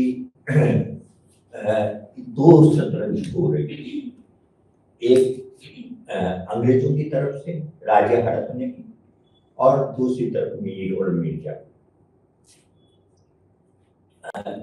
इस लिहाज से रूपक अच्छा है, मतलब ऑट्रम जो रेजिडेंट होता है, ऑट्रम के माध्यम से, और उसका असिस्टेंट होता है वेस्ट, जिसे टॉम ऑल्टर ने वो ले किया, वो काफी अच्छे ढंग से चलता है और शतरंज भी चलता है। मुझे इस रूपक में समस्या ये नजर आती है कि मीर और मिर्जा दोनों जो शतरंज के खिलाड़ी हैं, ये दोनों बराबरी के, जबकि अंग्रेज ऑट्रम हो चाहे लॉर्ड डलहौजी, किसी को भी ये पक्ष है वो बहुत मजबूत है। और वाजिद अली शाह तो खेलना ही नहीं चाहता, वो तो शुरू से ही एक तरह से कहना चाहिए कि पूरी तरह से सरेंडर कर चुका होता है। वो बिल्कुल भी उनके साथ, मतलब जब ऑट्रम वहां पहुंचता है उनके दरबार में वाजिद अली शाह के, और कहता है कि आप इस अहदनामे पर दस्तखत करने होंगे 3 दिन के अंदर, तो ताज उतार के उसको दे देता है ऑट्रम को, यानी कि वो लड़ने के लिए तैयार नहीं है। उसको आदेश दिया जाता है कि तुम अपने सैनिकों से हथियार रखवा दो, तो रखवा देता है। बस सिर्फ एक काम वाजिद अली शाह करता है कि अहदनामे पर दस्तखत नहीं करता, यानी कि वो ये मानने को तैयार नहीं है कि उसने जो है सरेंडर करता है। ठीक है, उस लेख में मैंने काफी विस्तार से बताया है कि इस तरह से अंग्रेजों ने षड्यंत्र करके इस बात को एक तरह से स्थापित किया कि ये जो वाजिद अली शाह है, ये शासन करने की योग्यता नहीं है। ये शासन के अलावा बाकी सब काम कर सकता है, नाच गाने में वगैरह, इन सबों में डूबा रहता है। बल्कि फिल्म में एक जगह वेस्टर्न और अफ्रीकन बातचीत करते हैं, उसमें वो उसके बारे में बहुत मतलब कहना चाहिए कि ऐसे विचार रखता है जिससे कि वाजिद अली शाह की बहुत खराब इमेज सामने आ, लेकिन अब कई इतिहासकार ये मानते हैं कि वास्तव में वाजिद अली शाह की जो तस्वीर पेश की गई है प्रेमचंद ने शतरंज के खिलाड़ी में और फिल्म में, वो सही नहीं। दूसरी बात यह है कि वाजिद अली शाह एक सेक्युलर शासक था और उसे कला से वास्तविक प्रेम था और कला के उत्थान के लिए उसने कई महत्वपूर्ण काम किया। इंदर सभा नाम का एक नाटक है जो भारतीय थिएटर का एक तरह से आधार माना जाता है, वो वाजिद अली शाह के साथ। वाजिद अली शाह ने जो है हर तरह के गीत, नृत्य, इन सबको प्रोत्साहित किया था। इसलिए सत्यजीत राय ने भी वाजिद अली शाह के बारे में वही दृष्टिकोण अपनाया जो प्रेमचंद ने अपनाया, जबकि सत्यजीत राय को प्रेमचंद से ज्यादा जानकारी थी वाजिद अली शाह के बारे में, क्योंकि जो दो रिपोर्ट उस समय के अवध के बारे में, एक श्रीमन करके पहला प्रेसिडेंट और दूसरा आश्रम, इनकी रिपोर्ट जो है देखने का मौका संबंधित सत्यजीत राय को मिला, प्रेमचंद को मिला या नहीं मिला मालूम नहीं, हालांकि उसका उल्लेख आता है। महत्वपूर्ण बात यह है कि सत्यजीत राय ने ऐसा क्यों किया, हालांकि वो उसके नाच गानों को मतलब उसके ये कला प्रेम को प्रस्तुत करते हैं फिल्म में, लेकिन उसके बावजूद भी वो यही मानते हैं सत्यजीत राय कि वाजिद अली शाह जो है एक कमजोर शासक था और उस तरह का था। प्रेमचंद क्या कहना चाहते हैं? प्रेमचंद कहना चाहते हैं कि ये एक ऐसा राज्य था जिसने आत्मसमर्पण कर दिया बिना लड़े हुए, और ये उनको बहुत चुभने वाली बात लगी। दूसरी बात उन्हें ये लगी कि ये मीर और मिर्जा जिन्हें अपने राजा के पक्ष में खड़ा होना चाहिए था और संघर्ष करना चाहिए था, वो शतरंज खेलने में डूबे हुए थे और शतरंज के वजीर के लिए अपनी जान तक देने के लिए तैयार थे या जान लेने के लिए तैयार थे। कहानी के अंदर हम जानते हैं कि मीर और मिर्जा अंत में तलवार निकाले, लड़ते हैं और एक दूसरे को मारते हैं। ये बहुत महत्वपूर्ण है। प्रेमचंद मीर और मिर्जा के क्यों मरवाते हैं? वाजिद अली शाह को अंग्रेज ले जा चुके हैं और ये दोनों मर गए। शायद प्रेमचंद के दिमाग में था कि ये सामंतवाद है जिसका अंत इसी तरह से होना है, एक दिन ये सामंतवाद खत्म हो जाएगा। ये प्रेमचंद की 1924 में लिखी हुई कहानी में सोच है, जो ऐतिहासिक दृष्टि से एक महत्वपूर्ण सोच की आगे की तरफ देखती। लेकिन सत्यजीत राय ने क्या किया? सत्यजीत राय ने क्या किया कि नंबर एक तो ये तलवारें हटा दी और उनके हाथ में पिस्तौलें दी और एक दूसरे पर वो पिस्तौलें छोड़ दिया और एक जने के बांह को छूटी हुई पिस्तौल निकल दिया और थोड़ी देर बाद में सेना वाजिद अली शाह को पकड़ के ले जाती है तो ये मीर और मिर्जा दोबारा बैठ जाते हैं शतरंज और खेलने लगे। 1975 और 1950 यानी लगभग 1925 और 75 के बीच 50 साल तक है। इस 50 साल में दो बड़े क्रिएटिव राइटर सामंतवाद के बारे में दो अलग अलग दृष्टिकोण हमारे सामने करते हैं एक ही कहानी के माध्यम से। प्रेमचंद को यह यकीन था कि जब देश आजाद हुआ होगा तो सामंतवाद समाप्त हो चुका होगा। सत्यजीत राय देख रहे थे कि देश तो आजाद हो गया और 25-27 साल निकल भी गए हैं, लेकिन सामंतवाद तो पूंजीवाद के साथ गठजोड़ करके अभी भी जमा होगा। ये जो वापस शतरंज खेलते हैं तो ये वास्तव में सत्यजीत राय की दृष्टि थी, जो मैं समझता हूँ कि ऐतिहासिक रूप से सही थी। इसका मतलब कभी यह नहीं था कि प्रेमचंद गलत। प्रेमचंद इसलिए सही थे क्योंकि सामंतवाद को खत्म होना था, खत्म नहीं हुआ। यह प्रेमचंद का आजादी के लिए जो सपना था, उस सपने की एक शर्त मेरी, जैसे उनकी शर्त ये थी कि जॉन की जगह गोविंद के बैठने से आजादी नहीं मिली, उसी तरह से ये थी आपके सामंतवाद के रहते हमें पूरी आजादी। दो और फिल्में, सदगति निश्चित रूप से सदगति में महत्वपूर्ण बात जो रेखांकित करने की है कि प्रेमचंद ने ये छोटी सी है और 50-60 नहीं, और इन्होंने सदगति को जैसी कहानी है उसी तरह से पेश किया, और कुछ दृश्य तो बहुत ही प्रभावशाली, जिसमें दुखी किसान जो है वो लकड़ी चीरते हुए जो दृश्य है वो तो अद्भुत है। लेकिन हमारे मित्र विनोद दास जिन्होंने इस कहानी काफी विस्तृत लिखा है, उन्होंने उनका कहना है कि सत्यजीत राय ने क्या किया कि जो प्रेमचंद के यहाँ पर ब्राह्मणवाद के विरुद्ध जो गुस्सा था अपरिष्कृत, उस गुस्से को उन्होंने एक तरह से कहना चाहिए कि डाइल्यूट कर दिया। उदाहरण दिए हैं, उदाहरण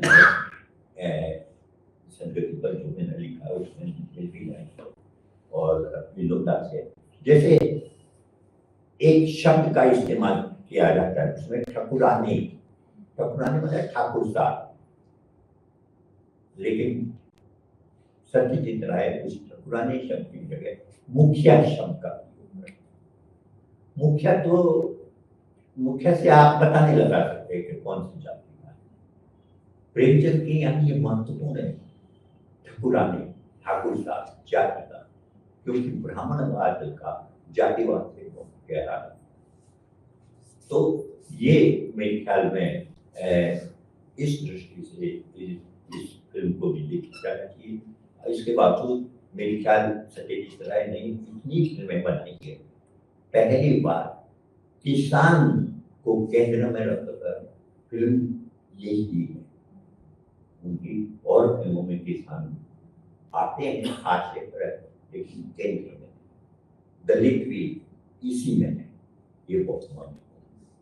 अंत में मृणाल सेन की कथन में काफी परिवर्तन, वो जो कहानी है यीशु और माधो की और बुद्धिया की, उस कहानी को वो केवल इन तीनों के बीच कहानी नहीं बनाते, बल्कि पूरी एक सामाजिक संरचना में किस तरह से एक्सप्लॉयटेशन होता है, और यहाँ भी महत्वपूर्ण है प्रतिरोध, और वो प्रतिरोध इसमें व्यक्त किया जाता है। प्रेमचंद पर बाद में मैंने जब बताया कि 1925 साल होने पर भी बहुत खुश हुआ। कई सीरियल आए, निर्मला पर सीरियल आया, कर्मभूमि पर आया, लेकिन मेरा अपना मानना है कि प्रेमचंद जैसे महान रचनाकार को सिनेमा के पर्दे पर उतारने के लिए वैसी ही कहना चाहिए कि महान रचनाकार फिल्मकार का होना चाहिए। सत्यजीत राय की फिल्मों को लेकर विवाद हो सकता है, लेकिन वो उनकी दोनों फिल्में बहुत ही महान, यही होगा उन्हीं का और ये मान प्रेमचंद की वो छोटी सी कहानी शतरंज के खिलाफ, वो वास्तव में एपिकल कहानी, और अगर आप इस फिल्म को देखेंगे शतरंज के खिलाफ, तो वो भी एक एपिकल कहानी, और ये महत्वपूर्ण है। प्रेमचंद आज भी चुनौती है, और उन पर फिल्म बनाना, उनकी रचनाओं पर फिल्म बनाना आसान नहीं।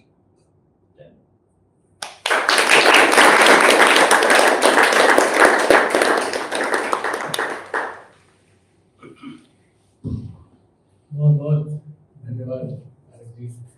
काफी विस्तार से आपने प्रेमचंद और सरला को नहीं, जरा भी हमें महसूस नहीं हुआ कि बहुत देर हो गई, तो लोग से बिल्कुल डूबे हुए थे। मुझे लगता है प्रश्न अगर थोड़ा संक्षेप में, अगर आप में से कोई कुछ प्रश्न पूछना चाहे। राही मासूम रजा ने अलीगढ़ मुस्लिम यूनिवर्सिटी में जब एक बार कन्वोकेशन में कोई एक लेक्चर दे रहे थे, उसमें उन्होंने कहा था कि फिल्म एक ऐसा माध्यम है, एक जरिया है जो कि सामाजिक बदलाव में बहुत बड़ी भूमिका निभा सकता है और उसको मेन कोर्स में रखना चाहिए। तब नहीं था एक्चुअली, 1994 की बात है शायद। उससे पहले बलराज साहनी ने जेएनयू में भी कहा था इस तरह का, बड़ा इंटरेस्टिंग, वो भी बड़ा अच्छा लेक्चर उनका इस चीज फिल्म को लेके। तो मेरा सवाल ये है कि वो जो चिंताएं थी उनकी कि जो फिल्म एक ऐसा जरिया हो सकता है सामाजिक बदलाव के लिए और सामाजिक उत्थान के लिए, तो क्या उस दिशा में क्या हम आगे बढ़े हैं या उसको और कैसे, जैसे आपने कहा कि डायरेक्टर के पास भी वो विजन और वो दृष्टि होनी चाहिए जो राइटर की है, राइटर ने क्या लिखा है उसको एग्जैक्टली वो पोर्ट्रे कर पाए उस चीज को लेके। तो इस दिशा में आपको क्या लगता है? एक तो क्या है, पिछले 25-30 साल में काफी बदलाव हिंदी में तो खास तौर पर, जब भी मेरा विचार है साहित्य के अध्ययन से अलग भी सिनेमा का अध्ययन होना चाहिए और साथ में जैसे जेएनयू में तो अब फिल्म का एक पूरा सेंटर बन गया है, ठीक है, हीरा भास्कर जहाँ पर, लेकिन हिंदी में पिछले 25-30 साल में सिनेमा पर शोध हिंदी में बहुत होना, बहुत मेरे अंडर में ही कई जनों ने शोध किया सिनेमा का, और जेएनयू में अब भी काफी काम हो रहा है, इसमें डीयू में हो रहा है, जाने में तो पहले से होता रहा है। ये तो हुआ फर्स्ट स्टेज, जब साहित्य पर काम करने वाले विद्यार्थी ऐसे विषय लेने लगे साहित्य और सिनेमा के अंतर संबंध को या उनकी तुलना, जैसे कि प्रेमचंद पर काम कर रहे हैं, आपने जो विषय रखा उसी विषय पर हो सकता है कि कोई विद्यार्थी शोध करे प्रेमचंद की रचनाओं का समांतरण, ये अध्ययन का विषय हो सकता है, हुआ भी है। इसी तरह से कहानियों पर, उपन्यासों पर, इस तरह की बहुत काम हो रहे हैं। फिल्मों में स्त्री का चित्रण किस तरह से हो रहा है, फिल्मों में एक पर्टिकुलर दौर को फिल्मों में कैसे, जैसे स्वतंत्रता आंदोलन को हिंदी सिनेमा ने किस तरह से, ये सब होने लगा, ठीक है। तो ये एक बड़ा परिवर्तन, लेकिन इस बड़े परिवर्तन के साथ में समस्या यह हुई कि विद्यार्थी अल्टीमेटली सिनेमा फिल्मों में, मतलब सिनेमा या थिएटर में जाके या टीवी पर फिल्में देखता है, उसे मालूम नहीं है कि फिल्म की तकनीक क्या है, फिल्म किस तरह से साहित्य से अलग है।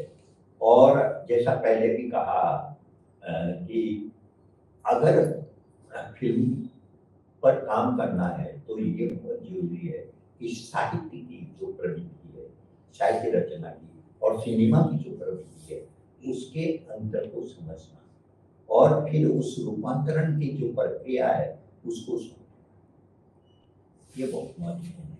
अभी कुछ उदाहरण हमने देखे, जैसे अगर सदगति में जो है सत्यजीत राय शब्द को बदल देते हैं, अब मामूली सा लगता है कि ठकुराने की जगह मुखिया कह देना, लेकिन अगर आप ध्यान से पढ़ें तो आपको लगेगा कि सत्यजीत राय कुछ चीज को छुपा रहे, यानी कि जो जाति को लेकर आक्रोश है, जो ब्राह्मणवाद को लेकर आक्रोश है, वो कई उदाहरण दिए मैंने बता। इसी तरह से आपको मैंने गोदान में बताया, तो गोदान में वो सिलिया और दाता की कहानी को ही गायब कर देते हैं। अब गायब करने से आपकी जो दृश्य के बारे में विचार कीजिए कि जब दलित दादाजी को पकड़ के उसके मुंह में हड्डी डाल देते हैं। वो जब फिल्म के अंदर दिखाया जाता, आप उपन्यास में पढ़ते हैं और दृश्य के रूप में इसी दृश्य को असल में बहुत फर्क आया, बहुत फर्क लिखने में और बोलने में। इसी तरह से प्रेमचंद ने काफी ताकतवर ढंग से, बहुत ही अच्छे ढंग से, प्रभावशाली ढंग से दुखी द्वारा लकड़ी के चीरने के दृश्य का वर्णन शब्दों में, लेकिन जो सत्यजीत राय ने पेश किया है लकड़ी चीरते हुए, वो एक तरह से अंदर से दहला देता है। ये जो दृश्य की ताकत है, उस दृश्य की ताकत और शब्द की ताकत का जो फर्क है, वो फर्क समझना बहुत जरूरी है। और वो समझते ही आप रचना को जो है फिल्म का रूपांतरण कर सकते हैं। और वो तभी ध्यान जाएगा लिखने वाले का जब उसे सिनेमा की शक्ति का, दृश्य की शक्ति का, और दृश्य नहीं है मतलब जिस दृश्य की मैं बात कर रहा हूँ संगति की, उसमें क्या है कि केवल वो दृश्य नहीं आता, उसके साथ पार्श्व संगीत भी है। और वो पार्श्व संगीत जो है धीरे धीरे टेंशन क्रिएट करने लगता है। आपको ये चीज बहुत सारी चीजें ध्यान में आती होगी कि जिसमें पार्श्व संगीत की बहुत बड़ी भूमिका होती है। तो फिल्म का मतलब है शब्द भी है, दृश्य भी है, संगीत भी है, पार्श्व संगीत भी है, बहुत कुछ है, क्लोजअप भी है, दूर से एरिया, मतलब वो पूरा एक भाषा विज्ञान है सिनेमा का। और ये भी विद्यार्थियों को जब तक पढ़ाया नहीं जाएगा, जब तक बताया नहीं जाएगा, जब तक समझाया नहीं जाएगा, तब तक वो सिनेमा और साहित्य के संबंधों को ठीक से व्याख्या नहीं कर सकता। ये मुझे लगता है बहुत जरूरी। और इसलिए ये सिर्फ यूनिवर्सिटी विश्वविद्यालयों की बात नहीं है। अगर आप हिंदी में सिनेमा की रिव्यू को पढ़ें, आलोचनाओं को पढ़ें, तो बहुत ही साधारण उसमें कोई विकास नहीं, क्योंकि जो लिखने वाले हैं वो सिनेमा को एक कला माध्यम के रूप में देखते ही नहीं। जैसे कि हम अभी देख रहे हैं, मैं ऐसा महसूस करती हूँ कि साहित्य के प्रति रुझान और रुचि जो है हमारे बच्चे जो है बहुत सारे कारणों से उनमें कम नजर आता है। तो क्या फिल्म और सिनेमा के जरिए उस रुझान और रुचि को पैदा करना, खासतौर से स्कूलों में कैसे देख सकते हैं हम इसको, कि हम कैसे बेहतर सिनेमा का इस्तेमाल करें साहित्यिक रुचि और रुझान पैदा करने में? ये भीष्म सानी का जो उपन्यास है तमस, उसके बारे में मैंने कहीं पढ़ा था कि जब ये सीरियल के रूप में टीवी पर आया था तब बहुत लोगों ने उपन्यास खरीद के पढ़ा, ठीक है। यानी कि उन्होंने पहले सीरियल देखा और फिर उन्हें लगा कि हाँ इसे पढ़ना है, ठीक है। तमस पर जो वो सीरियल जो बाद में फिल्म के रूप में है वो बहुत ही शक्तिशाली। आपने अगर तमस सीरियल, मेरा ऐसा मानना है, मैं गलत हो सकता हूँ, कि तमस उपन्यास की तुलना में जो गोविंद निहलानी ने बनाया वो कहीं ज्यादा पावरफुल। आप याद कीजिए उस दृश्य को जिसमें स्त्रियां कुएं में गिरती हुई, आप शब्दों से उसको चित्रित ही नहीं कर सकते, ठीक है ना। लेकिन अगर आप में रचनात्मक थोड़ा सा है, आपको लगेगा कि मुझे उपन्यास भी पढ़ना है, इसे कैसे वर्णन किया होगा,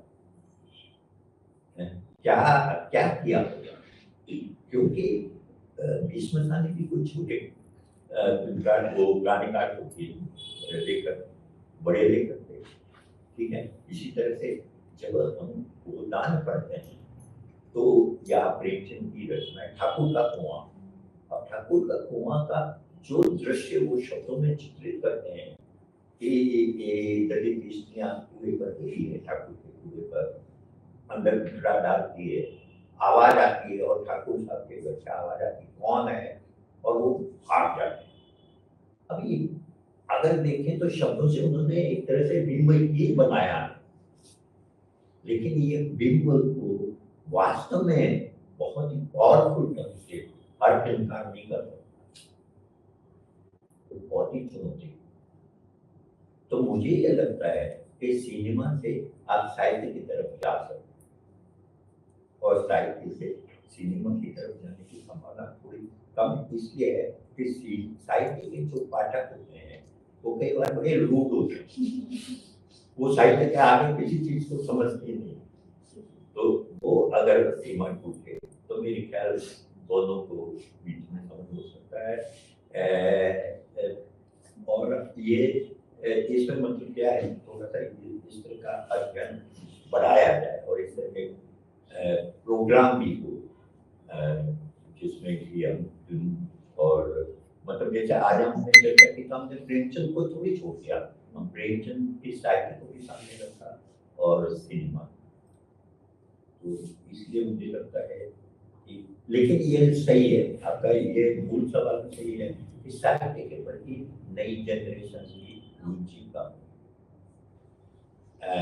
इसे मैं इस ढंग से भी कहूँगा कि मध्य वर्ग के अंदर बच्चों में हिंदी साहित्य के प्रति रुचि का, उन्हें अंग्रेजी में अगर चीजों होती है तो पढ़ लेते हैं, तो इसलिए ये भी बहुत जरूरी है कि हिंदी उर्दू का साहित्य अंग्रेजी में भी जाए, और फिर उनके मन में है कि हम तो हिंदी जानते हैं, भाई उर्दू जानते हैं, तो हम उसे मूल भाषा में भी पढ़ें। सर तो मतलब इसी का एक एक्सटेंशन ही है इस सवाल का कि तो प्रेमचंद की जो कहानी आपके जहन में कि उनकी जो कहानियां हैं वो क्योंकि इतनी चुनौतीपूर्ण है उनको विजुअल में उतारना, और तो क्या ये क्योंकि आज के दौर की सिनेमा हम जब देखते हैं तो हम देखते हैं कि पिछले एटलीस्ट 15-20 साल में कुछ ऐसे डायरेक्टर्स हुए हैं जो शेक्सपियर के साथ खेल रहे हैं सिनेमा में, लेकिन प्रेमचंद जो आपने गुलजार जो उन्होंने टीवी के लिए जो सीरियल बनाया था वो तो 90 के दशक में आया, और उसके बाद ऐसा एटलीस्ट मुझे नहीं मालूम है कि प्रेमचंद के काम को लेके किसी ने सिनेमा या टीवी के ऊपर उसे खेला। तो आपके जहन में क्या कारण है इसका कि प्रेमचंद उतना एक्सप्लोर अब नहीं हो पा रहे हैं, या ये कि उतने रैडिकल उनका कंटेंट है, या फिर फॉर्म की दृष्टि से उनको सिनेमा में उतारना मुश्किल है? आप मतलब थोड़ा सा मैं थोड़ा सा कि उपन्यास खास तौर से जो है उसका फलक बहुत बड़ा होता है, इतना बड़ा फलक होता है कि उसको 1-1.5-2 घंटे की फिल्म में उतारना उसको मुश्किल हो जाता है। और उसमें जो है आपने कहा कि चीज़ों को चुनना पड़ता है, और हम ये देखें कि हम क्या चुन रहे हैं और क्या छोड़ रहे हैं। तो अगर हम इसको इस तरह से समझें कि साहित्य को क्या सिनेमा में साहित्य का अनुवाद करना पड़ता है सिनेमा की भाषा में, हम साहित्य जिस भी भाषा में लिखा उसका सिनेमा की भाषा में कैसे अनुवाद करें, इसके बारे में कुछ एक तो ये जो सवाल है कि उपन्यास को उपन्यास का प्रमाणीकरण आसान भी होता है, मुश्किल आसान इस अर्थ में होता है कि उसकी कथा बहुत विस्तृत होती है, तो और फिल्म तो 2-2.5-3 घंटे की बनी, तो बहुत कुछ उसमें छोड़ा जा सकता है, ठीक है, और आपने अपनी फिल्म के अनुसार उसकी पटकथा बता दी, बहुत सारी चीजें, लेकिन उसमें ये भी है जब आप छोड़ते हैं तो भूटान का मैंने उदाहरण दिया कि आप क्या छोड़ रहे हैं, ये बहुत महत्वपूर्ण है। और ये छोड़ने के चक्कर में कहीं ऐसा तो नहीं है कि भूटान जो भूटान जिसके कारण जाना जाता है वो पहचान की विषय है। मेरा अपना विचार है कि ये भी एक विवाद का विषय है कि जिसे हम शतरंज के खिलाड़ी के माध्यम से समझ सकते हैं कि प्रेमचंद ने कहानी लिखी जिसमें मीर और मिर्जा एक दूसरे को मार डालते, ठीक है, जिसका एक मीनिंग वो प्रेमचंद ने नहीं दिया। प्रेमचंद के मन में होगा लेकिन वो मीनिंग नहीं दिया। मीनिंग हमारे जैसे पढ़ने वालों ने लिया कि भाई ये सामंतवाद के ध्वस्त होने विनाश की का संकेत है। लेकिन सत्यजीत राय ने तो उसे बदल दिया। क्या उनको यह अधिकार था कि वो बदल दे? क्या रचना में इस तरह की छूट दी जा सकती है? इस बारे में तो फिर भी गुंजाइश है कि आपने कुछ प्रसंगों को निकाल दिया, लेकिन आप उसका अंत ही बदल डाल रहे हैं। क्या इसकी छूट फिल्मकार को मिलनी चाहिए या नहीं? अगर फिल्मकार रचना के को बदल देता है, जैसा कि शतरंज के खिलाड़ी में देखते हैं कि डलहौजी की पूरी कहानी पैरेलल चलती है, जो कहानी में नहीं है, लेकिन फिल्म में इस तरह से बहुत सारी रचनाएं हैं जिसके अंदर हम देख सकते हैं कि बहुत कुछ बदला गया है। तो मुझे ये लगता है कि ये जब हम रूपांतरण करें, उस रूपांतरण में दो चीजें जो है बहुत महत्वपूर्ण होती है। एक तो यह है कि वो रूपांतरण कब हो रहा है, तो रचना कब लिखी गई और अब उस पर फिल्म कब बन रही। शेक्सपियर पर बनी हुई फिल्मों से ही शिक्षा हिंदी में ही विशाल भारद्वाज ने 3 फिल्में बनाई शेक्सपियर के नाटकों पर, और वो सब हमारे वर्तमान संदर्भों में है। शेक्सपियर केवल एक माध्यम में कहानी है, ठीक है ना। इस तरह और भी हो सकता है। शतरंज की तरह एक उदाहरण कि अगर वो 1975 में नहीं बना रहे होते तो हो सकता है कि अगर 1947 के जश्न बाद बना रहे होते तो वो हो सकता है कि सत्यजीत राय उसमें बदलाव करते ही। ठीक, तो अब इसी तरह से और के बारे में हम विचार कर रहे हैं। इसलिए रूपांतरण में महत्वपूर्ण एक तो यह है कि फिल्मकार फिल्म कब बना रहा है, रचना से उसकी दूरी कितनी होगी समय की दृष्टि से, क्योंकि जब वो फिल्म बना रहा है ठीक उस समय उस फिल्म का प्रासंगिक होना बहुत जरूरी। नहीं तो दर्शक क्यों नहीं? हम पूरी को आज भी पढ़ते हैं तो इसलिए क्योंकि वो हमें वर्तमान संदर्भ में भी बहुत प्रासंगिक लगती है, जैसी वो है उसके बावजूद, ठीक है ना। क्योंकि गोदान में हम कोई बदलाव नहीं कर सकते। हाँ, फिल्म बनाती हुए हम बदलाव। दूसरी चीज ये है जो इससे ज्यादा कठिन सवाल, वो कठिन सवाल है कि अगर आप फिल्म बना रहे हैं तो एक फिल्मकार के तौर पर आप कितनी स्वतंत्रता ले सकते हैं।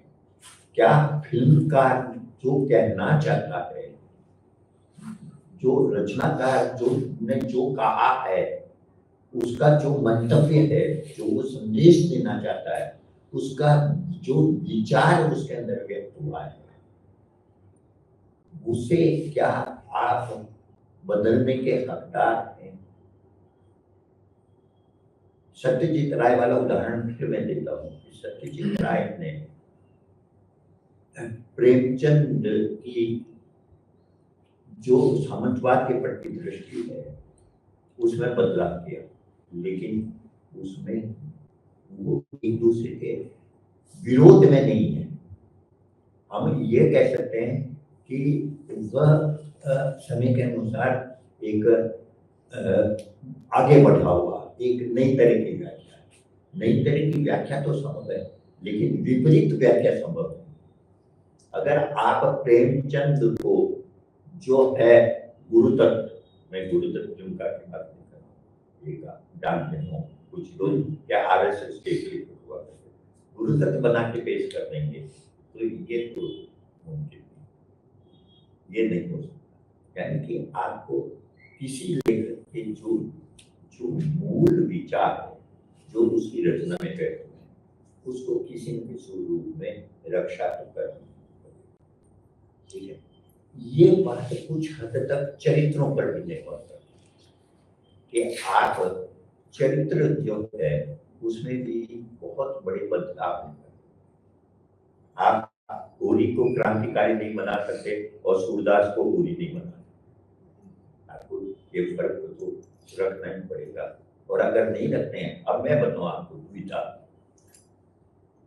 जब मैंने इनकी फिल्म देखी राजकुमार और सुरेखा, नहीं क्या नाम है, कामिनी कौशल, आप जब उपन्यास पढ़ते हैं तो धनिया जो है उसकी एक इमेज बनती है हम सबके मन में, और वो एक बहुत ही मतलब एक बहुत ही ताकतवर महिला, एक बहुत ही बुलंद, एक बोल्ड महिला, और वैचारिक रूप से भी बहुत आगे।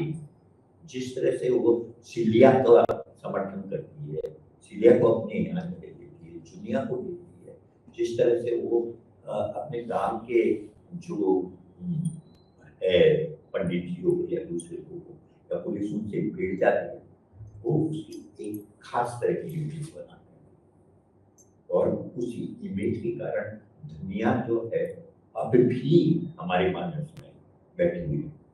लेकिन जब हम कामिनी कौशल को देखते हैं तो मुझे थोड़ा सा पता है।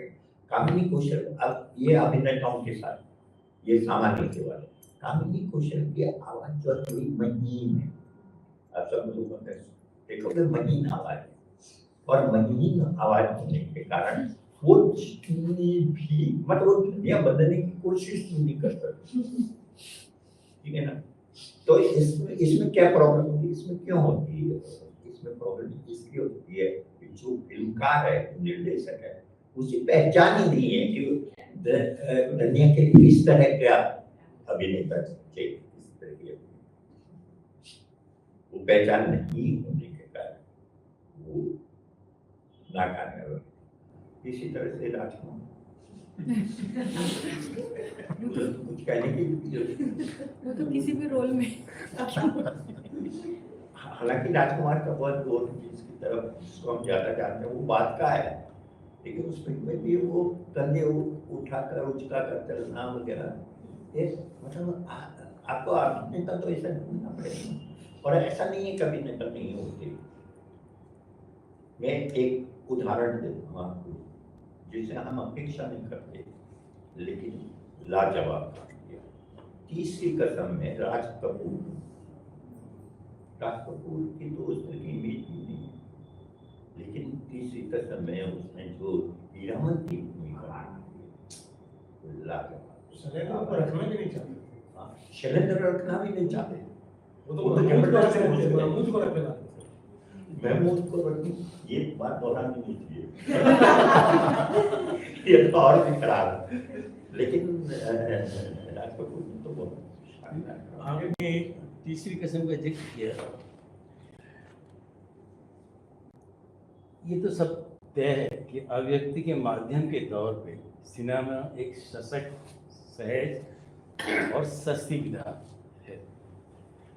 आज भी जबकि मॉल्स में पीवीआर में इतने महंगे टिकट्स हो गए हैं, बुक्स कितनी महंगी हैं, जब ये बात आई रही है कि सिनेमा के माध्यम से साहित्य तक पहुंचा जा सकता है ना, उसकी बात आती है कि सिनेमा और साहित्य के रिश्ते, आपने उसी चीज़ को कहा।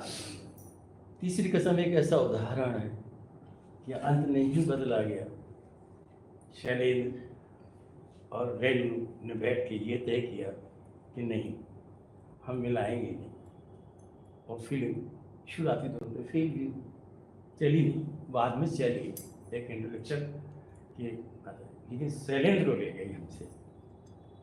इसके पीछे की कहानी ये रही कि शैलेंद्र हमसे चला गया, और शैलेंद्र की अभिव्यक्ति हमें बहुत बात तक मिल गई, क्रांतिकारी कवि। तो कॉम्प्रोमाइज होता है। जैसे एक दूसरा उदाहरण दे के मैं अपनी बात खत्म करूंगा, क्योंकि ये बात बहुत चर्चा में है साहित्य और फिल्म। देवदास, सुदूर बंगाल में लिखा हुआ बंगाली में एक उपन्यास, शरद की बहुत सारे उपन्यास हैं, लेकिन खासकर मैं देवदास की बात कर रहा हूँ। हिंदी में तीसरी बार बना था, शाहरुख को लेकर, विमल राय का दिलीप ने बनाया, दिलीप कुमार ने बनाया। कहते हैं कि जब विमल राय की फिल्म को देखा लोगों ने, तब पूछा, क्योंकि हिंदी में अनुवाद आया ही आया था, और लोग ने तब उसके अनुवाद को पढ़ा कि देवदास क्या किया। आज देवदास जन सामान्य का पात्र है, जन जन में वो देवदास है। कैसे? यार तुम देवदास बने घूम रहे हो, ये बिल्कुल जन का शब्द है कि यार तुम तो देवदास बने घूम रहे हो। चाहे उसने वो फिल्म देखी हो ना जानती हो, देवदास के कैरेक्टर भी नहीं जानता है।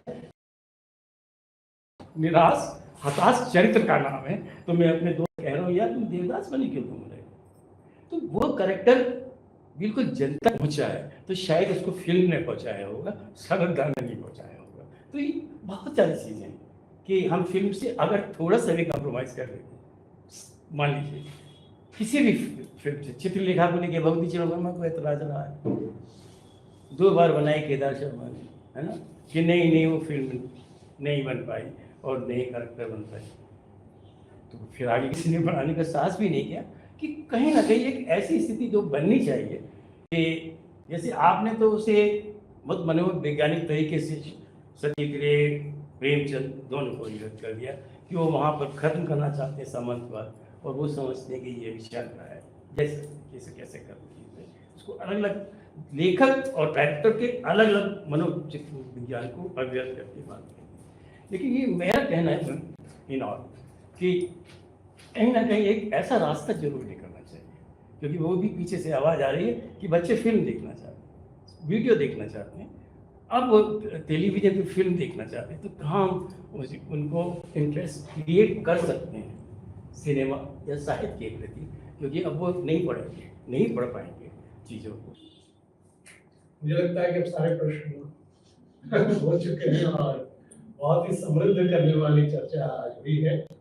और आज जगीर मुबारक जी ने कीमती वक्त हमें दिया और उसके लिए उनके प्रति आभारी हैं, और हम उम्मीद करते हैं कि वो भविष्य में भी जो है हमें इसी तरह से और भी बहुत सारे इस विमर्श को आगे बढ़ाएंगे और बहुत सारी चीज़ों से हमें लाभान्वित करेंगे, समृद्ध करेंगे। आप सब लोग जो आए और आपने व्याख्यान सुना, प्रश्नोत्तर में हिस्सा लिया और बातचीत की, इसलिए आप सबको बहुत बहुत